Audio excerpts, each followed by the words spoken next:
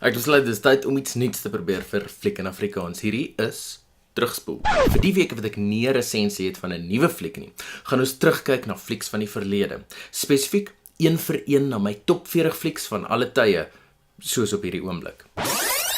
Dis nie noodwendig die beste flieks nie, maar eerder my persoonlike geliefkoostes. En teen die tyd wat ons by die einde van die lysie kom, gaan die volgorde waarskynlik nie meer geldig wees nie. So, kom ons begin nou by nommer 40. 50-50. So you don't have a car? No, I don't even have a license. Oh, why not? It's incredibly dangerous. It's like the 5th leading cause of death. Which is, I guess, just a few behind cancer. Still. The bus?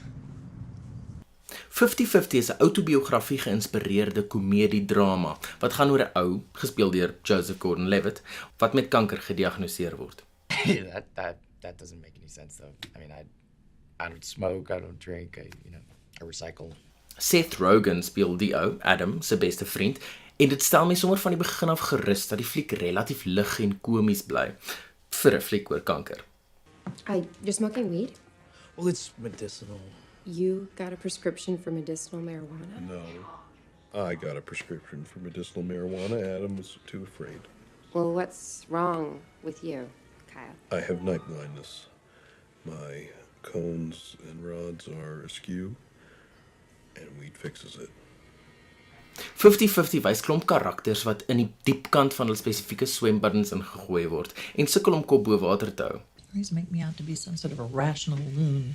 En is daai tonele, die snak na emosionele asem oomblikke wat eg en dramaties en roerend voel.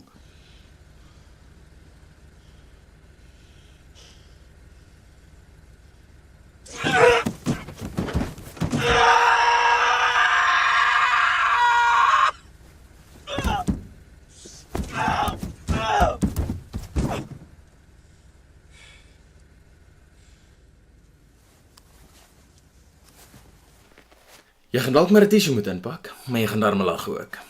Het jy al 50-50 gekyk? Het jy daarvan gehou? Is dit 'n top 40 werd? Laat weet my gerus in die comments hieronder. Ek hoor graag wat jy te sê het. Dan sien ek jou volgende keer vir nommer 39. Hierdie was 'n The Flow video. As jy daarvan gehou het, gee ons gerus 'n like of 'n comment hieronder. Jy kan ook subscribe tot ons YouTube kanaal. Gaan kyk na ons blog by theflow.co.za of kyk een van ons ander video's.